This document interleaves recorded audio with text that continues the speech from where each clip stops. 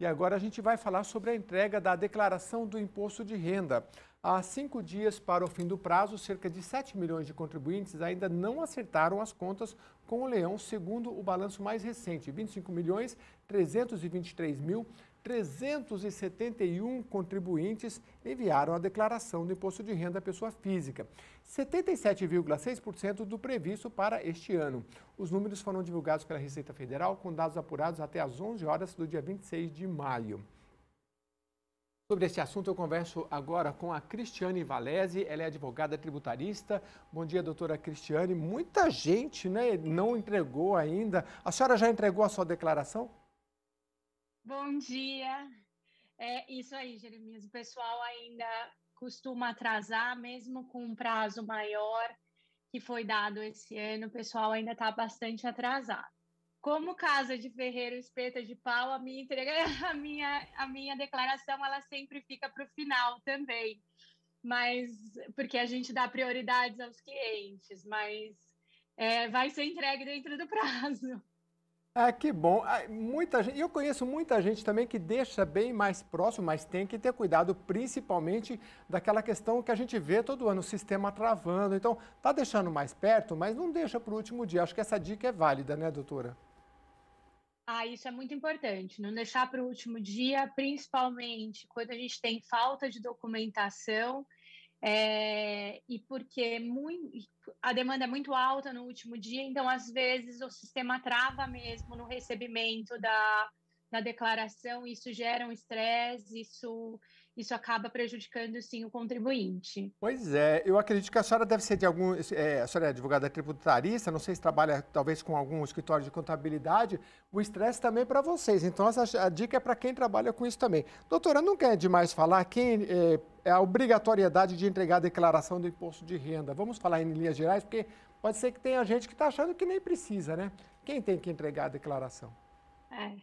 Então, quando a gente são os limites meio chatos, com os números chatos, então as pessoas às vezes realmente não sabem se tem ou não tem que entregar. Mas quando a gente está falando de declaração de renda, a primeira coisa que vem na nossa mente é o rendimento. Então, quando o contribuinte tem um rendimento tributável no ano superior a R$ 28.559,70, ele está obrigado a apresentar a declaração.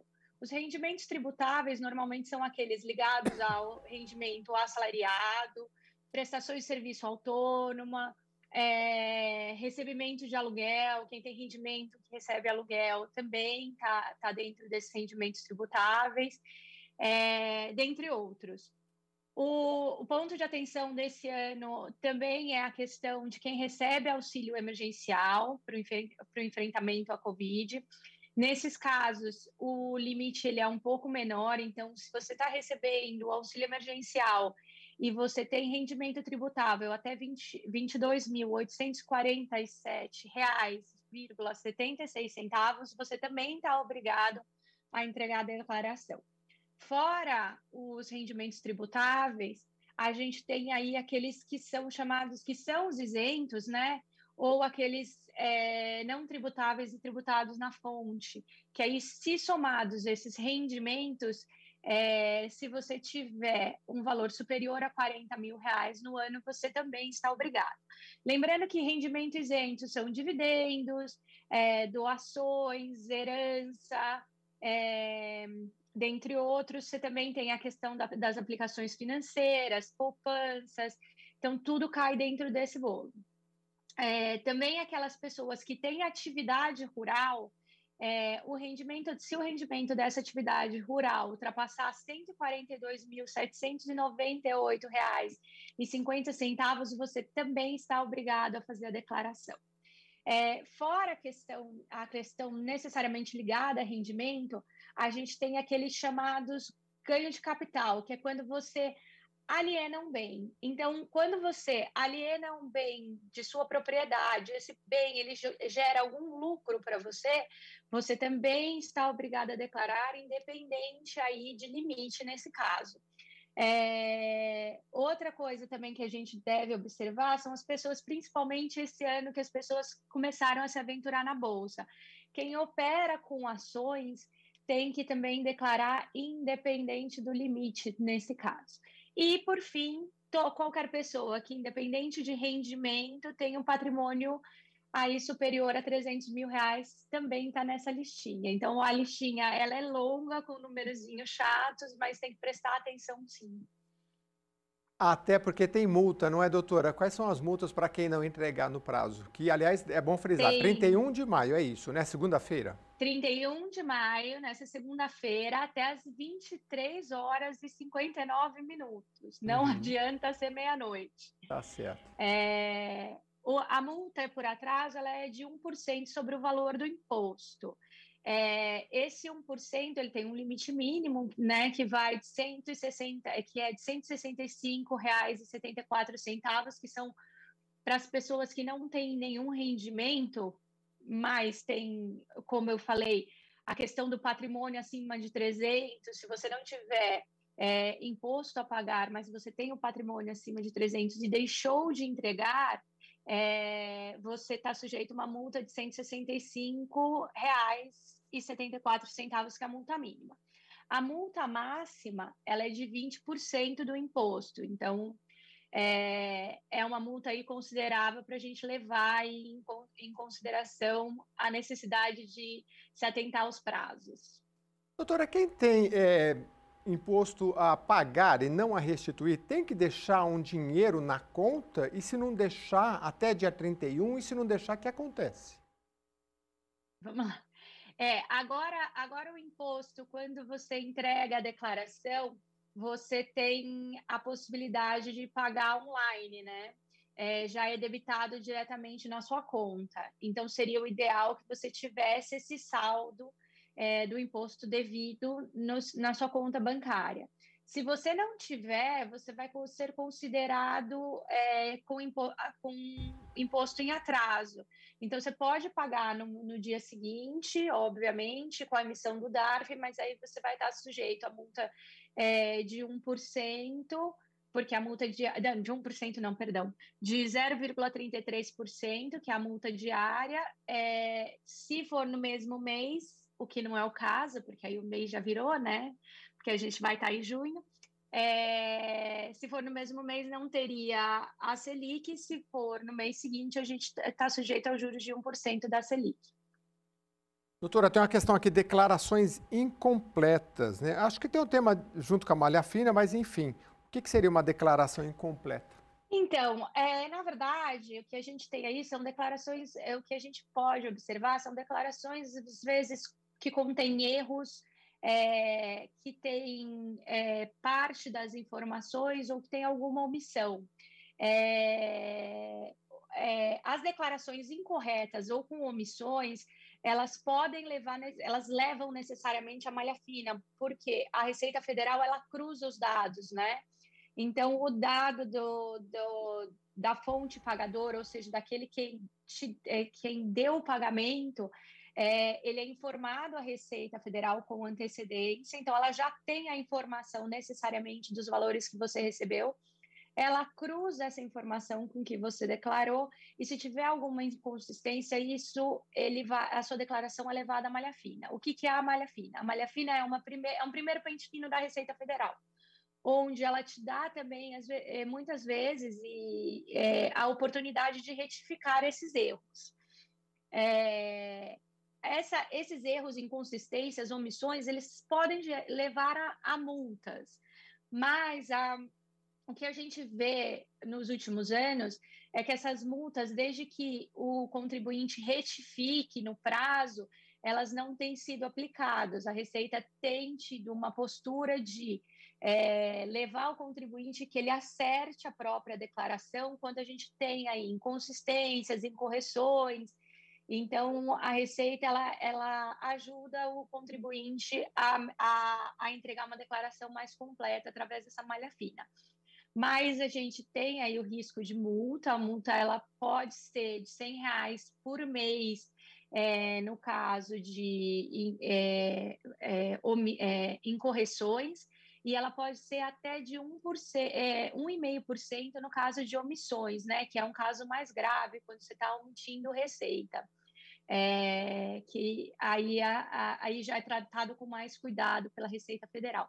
Mas, via de regra, o que a gente tem observado nos últimos anos é que a Receita tem estimulado o contribuinte a fazer essas retificações e a aplicação da multa para a pessoa física ela não tem sido tão indiscriminada, ela tem sido quando o contribuinte realmente está omitindo renda ou se recusa a fazer a retificação. Omitindo renda. O bom é quando tem bastante renda, né, doutora? Aí eu vejo matérias assim, olha, se você tem várias casas de aluguel, abre uma empresa e declara como pessoa jurídica que fica melhor, né? E agora eu abro aí os TikToks da vida e vejo lá a pessoa falando assim, olha, você faz uma holding e faz a transferência do seu dinheiro, aí você vai pagar menos imposto. Agora, para o pobre mortal que precisa colocar lá o dentista, o plano de saúde, nem lembro mais se pode, né? A educação, dá para fazer um planejamento? Não dá, né? Porque a gente não sabe quanto que a Receita faz a continha lá. É uma coisa que a gente joga na máquina e a máquina responde, mas ela não fala, olha, é isso, isso, isso. Ela não detalha, a gente não fica sabendo. É difícil poder dizer, eu vou fazer uma faculdade esse ano, porque daí eu vou poder declarar no imposto de renda. Não dá muito certo, né? Ou dá, doutora? A gente pode sim fazer com o tempo, a gente pode sim estudar uma melhor forma de fazer as declarações e de apreciar essas despesas. Uhum. No caso das despesas médicas, elas são dedutíveis do imposto de renda sem nenhuma limitação. Bom, sem nenhuma limitação, desde que você não tenha sido reembolsado, seja pelo plano de saúde, seja pela empresa que você trabalha, do valor que você tenha gasto com essa despesa médica. Certo. Então, se você foi reembolsado, a parte que você foi reembolsado não é dedutível porque deixou de ser uma despesa sua. No caso de escola, educação, a gente tem aí uma limitação do que o governo entende que seria um valor aceitável se gastar com a educação, que é um valor bem baixo. Hum. Como a declaração do imposto ela tem esses númerozinhos chatos, eu não estou com ela de cabeça aqui, mas assim, é uma limitação por volta de R$ 3.000 por dependente ou por titular. Então, assim, é difícil, não é muito fácil você ver uma escola particular que durante o ano você gaste um valor de R$ 3.000. Então, assim, é uma dedução um pouco ingrata E também essa. não dá para dizer com Mas certeza, doutora, que se eu gastar 3.000, vamos supor que eu tenho 5.000 que foi, sei lá, descontado na folha, tá. 5.000 você tem que pagar. Se eu gastei 3.000, não é certeza que eu vou ter os 3.000 restituídos, né? Ou é certeza? Na educação. Mais ou menos. O programa ele tem duas formas de fazer o cálculo do imposto de renda. Ele tem a questão simplificada, Uhum. que é um cálculo interno da Receita Federal, onde ela entende que um mínimo de despesas que o próprio governo tinha que te suprir, né, como educação, saúde, e aí ela te dá um valor de dedução já pré-pronto, e aí, dependendo da quantidade de imposto que você tem a pagar, ela vai te trazer uma restituição, e aí isso independe do valor que você, de fato, está ali declarando como despesas médicas ou escolares, dentre outras que são permitidas para dedução do imposto de renda, como também tem aquelas pessoas que têm um gasto demasiado, né? Demasiado não, um gasto grande particular de despesas médicas, dentistas, psicóloga, então que a dedução ela fica muito maior e aí você tem um valor de restituição mais considerável com base concreto nas suas deduções. Mas, em tese, não dá para falar assim, se necessariamente você sempre vai ter uma redução e se essa dedução ela vai te causar uma restituição que seja considerável. É um pouco difícil, é uma análise caso a caso mesmo. É. A gente gosta de planejar, mas realmente com o leão não é fácil. Olha, doutora, quais as Não datas é fácil. previstas? A restituição para esse ano vai ter alteração as datas? Porque tem o pessoal que entrega logo, quer receber logo, mas nesse ano o limite foi estendido, né? Olha, na verdade, os lotes eles foram reduzidos de 7 para 5, o que é bom, né?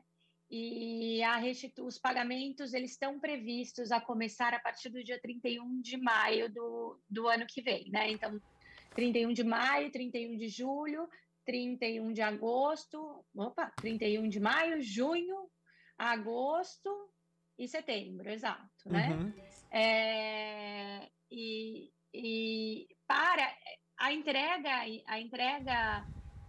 antecipada, a entrega bem no começo do prazo, ela sim pode se travestir numa restituição antecipada. Se a gente não estiver falando aí em malha fina, algum ponto de atenção na declaração, sim, você pode estar nos primeiros lotes. Lembrando que o primeiro lote, ele normalmente ele é reservado para idosos, deficientes e professores. Esse núcleo de pessoas ele é considerado como prioridade para a restituição do imposto de renda.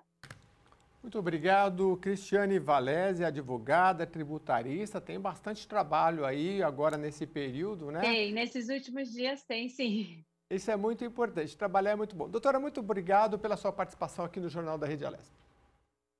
Obrigada.